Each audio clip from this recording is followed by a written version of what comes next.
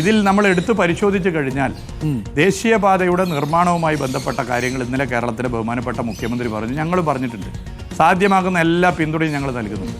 ഇപ്പോൾ ഇതുമായി ബന്ധപ്പെട്ടൊക്കെ തന്നെ ഈ ഉണ്ടായിട്ടുള്ള അനിഷ്ട സംഭവങ്ങളുടെ ഭാഗമായിട്ടുള്ള റിപ്പോർട്ട് സാങ്കേതിക വിദഗ്ധർ, നാഷണൽ ഹൈവേ അതോറിറ്റി ഓഫ് ഇന്ത്യയുടെ സാങ്കേതിക വിദഗ്ധർ അവർ തീർച്ചയായിട്ടും അത് പരിശോധിച്ച് റിപ്പോർട്ട് വെക്കും. അതിൻ്റെ ഡിസ്കഷൻ നടക്കും. അതിൻ്റെ ഭാഗമായി തീരുമാനങ്ങൾ കൈക്കൊള്ളണം.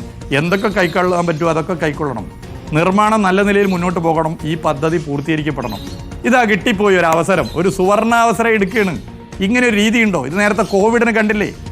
കോവിഡ് സമയത്ത് ഈ പ്രതിപക്ഷം കേരളത്തിലെടുത്ത നിലപാട് കണ്ടില്ലേ? അതിനല്ലേ കേരളത്തിലെ ജനങ്ങൾ നൽകിയ മറുപടി 2021 തെരഞ്ഞെടുപ്പ് ഫലത്തിലെ പല കാരണങ്ങളിലൊന്ന്. അതൊന്ന് പഠിച്ചോ? അതൊന്ന് പഠിക്കാൻ തയ്യാറായോ? ദേശീയപാത വികസനം യാഥാർത്ഥ്യമായി കഴിഞ്ഞാൽ LDFന് വോട്ട് ചെയ്യുന്നവർക്ക് മാത്രമാണ് റോഡിലൂടെ സഞ്ചരിക്കാൻ പറ്റുക. ദേശീയപാത വികസനം യാഥാർത്ഥ്യമാകുക എന്നുള്ളത് ലോകത്തെവിടെയുമുള്ള മലയാളിയുടെ ആഗ്രഹമാണ്. BJPയിലും കോൺഗ്രസിലും മുസ്ലിം ലീഗിലും ഒക്കെ പ്രവർത്തിക്കുന്ന സാധാരണ മനുഷ്യരുടെ ഉൾപ്പെടെ ആഗ്രഹമാണ്, എല്ലാവരുടെയും ആഗ്രഹമാണ്. ഇന്ത്യയിൽ ഏറ്റവും അധികം ജനസാന്ദ്രത നിറഞ്ഞ സംസ്ഥാന കേരളം. ഏറ്റവും അധികം ദേശീയ ശരാശരിയേക്കാൾ 3 ഇരട്ടിയാണ്. വാഹനപ്പെരുപ്പം കൂടുതലാണ്. ഈ ദേശീയപാത വികസനം വന്നിട്ടില്ലെങ്കിൽ എന്താവും നമ്മുടെ നാടിൻ്റെ സ്ഥിതി? എവിടേക്ക് എത്തും നമ്മുടെ നാട്? നമ്മുടെ ഭാവി എന്താകും? ഇത് വന്നാൽ തന്നെ നമുക്ക് താൽക്കാലിക ആശ്വാസം മാത്രമാണ്. അങ്ങനെയുള്ളൊരു ഘട്ടത്തിൽ ഇതിനെ പൊളിക്കാൻ ഈ പദ്ധതി നേരത്തെ മുടക്കാൻ ശ്രമിച്ചവരാണ്. അധികാരം കയ്യിലുണ്ടായിട്ട്, കേരളത്തിൽ മാത്രമല്ല കേന്ദ്രത്തിലും ഒരുപോലെ അധികാരം കയ്യിലുണ്ടായിട്ട് കോൺഗ്രസ് ഇതിലെന്ത് ചെയ്തു? പിന്നീട് കോൺഗ്രസ് എന്ത് ചെയ്തു? സംസ്ഥാന സർക്കാർ UDFൻ്റെ കയ്യിലുണ്ടായിട്ട് ഇത് നടത്തിയോ? നടപ്പിലാക്കാൻ തയ്യാറായോ? പല നിലയിലുള്ള ഗ്രൂപ്പ് തമ്മിലടി ഉണ്ടായില്ലേ? ഏതെങ്കിലും ഒരു ഗ്രൂപ്പ് ഉയർത്തിയോ ഈ വിഷയം? ദേശീയപാത വേണമെന്ന് പറഞ്ഞിട്ടായിരുന്നില്ലല്ലോ ആ തമ്മിലടി. ദേശീയപാത യാഥാർത്ഥ്യമാക്കണമെന്ന് പറഞ്ഞിട്ടല്ലായിരുന്നല്ലോ തമ്മിലടി.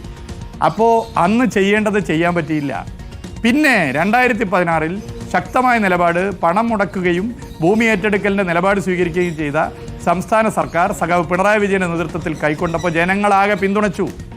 എന്നാൽ അതിനെ മുടക്കാൻ ശ്രമിച്ചില്ലേ? വയൽക്കിളി സമരം നമ്മുടെ മുമ്പിൽ ഉദാഹരണമായിട്ടില്ലേ? മറ്റെന്തെല്ലാം സമരമുണ്ട്? എവിടുന്ന മണ്ണ് കൊണ്ടുവന്നത് നമ്മൾ മറന്നോ? ബംഗാളിൽ നിന്ന് മണ്ണ് കൊണ്ടുവന്നു. എന്തൊക്കെ സമരം അവിടെ നടത്തി, എന്തൊക്കെ നിലയിൽ മുന്നോട്ട് പോയി. അങ്ങനെ നടത്തിയവരുടെ മനസ്സിലിപ്പോഴും ദേശീയപാത പ്രവർത്തനം മുടങ്ങണമെന്ന. ആർക്കതിൻ്റെ ദോഷം മുടങ്ങിയാൽ? ഈ നാട്ടിലെ ജനങ്ങൾക്കല്ലേ? ഈ നാട്ടിലെ ജനങ്ങളുടെ ജീവിതത്തിലുണ്ടാകുന്ന മാറ്റത്തെ അള്ളുവെക്കാനാണ് ഇവിടെ UDFും കേരളത്തിലെ BJPയും ശ്രമിക്കുന്നത്. UDF ഇതിൽ പ്രധാനമായ നിലപാട് സ്വീകരിക്കുന്നു. ദേശീയപാതയിൽ ഒരു പ്രശ്നം വന്നാൽ ചാടി വീണ് ഇതാകെ പ്രശ്നമാണെന്ന് വരുത്തി തീർക്കുന്നു. പ്രശ്നങ്ങളുണ്ടെങ്കിൽ അത് ചർച്ച ചെയ്യണം, അത് പരിശോധിക്കണം, പരിഹരിക്കണം. അത് എല്ലാവരും കൂടി എടുക്കേണ്ട നിലപാടാണ്. അതിന് പകരം ഇതാകെ പൊളിക്കാനുള്ള നിലപാട് സ്വീകരിക്കുന്നത്.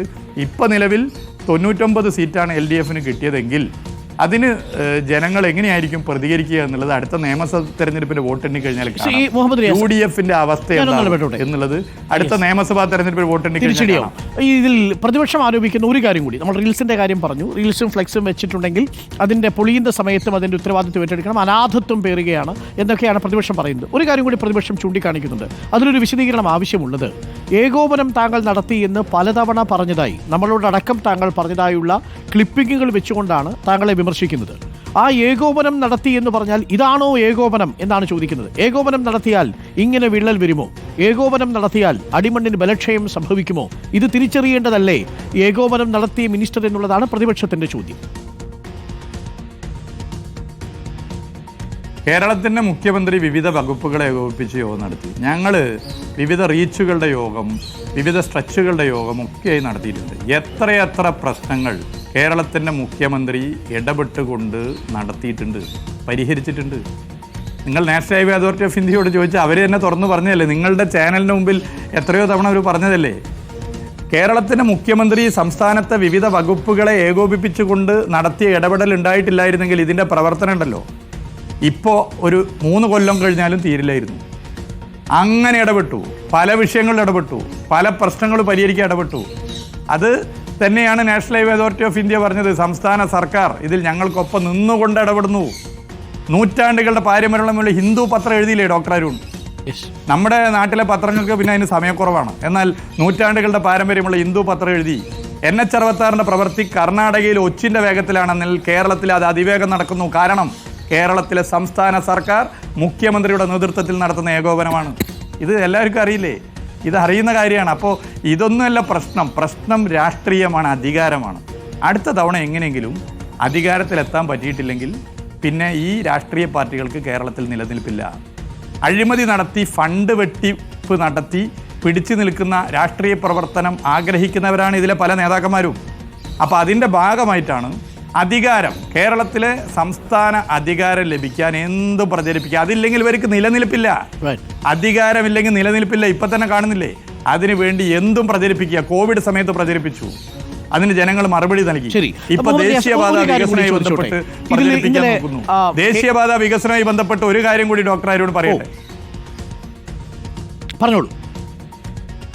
ദേശീയപാത വികസനവുമായി ബന്ധപ്പെട്ട് അതിൻ്റെ പ്രവൃത്തി നടക്കുന്ന ഈ കാലയളവിൽ നിരവധി തവണ നിരവധി പ്രശ്നങ്ങൾ national highway authority of India സംസ്ഥാന സർക്കാരുമായി പങ്കുവച്ചിട്ടുണ്ട്. ഞങ്ങളുടെ യോഗങ്ങളിൽ പങ്കുവച്ചിട്ടുണ്ട്. അതിൽ ഇടപെടൽ നടത്തിയിട്ടുണ്ട്. അതിൻ്റെ ഇടപെടലിൽ ഇതിൻ്റെ വേഗത വർദ്ധിപ്പിച്ചിട്ടുണ്ട്. ഈ ഭൂമി ഏറ്റെടുക്കലുമായി ബന്ധപ്പെട്ട പ്രശ്നത്തിൽ എന്താണ് UDF പറയാനുള്ളത്? സംസ്ഥാന സർക്കാർ നൽകിയ ഫണ്ട്, ആ ഫണ്ട് നൽകിയിട്ടില്ല എന്നാണോ UDF ജനങ്ങളോട് പറയാനുള്ളത്? അപ്പോൾ ഇതൊക്കെ എല്ലാവർക്കും അറിയുന്ന കാര്യമാണ്. ഓക്കെ മിനിസ്റ്റർ, ഞാൻ ചോദിക്കാൻ വന്നത്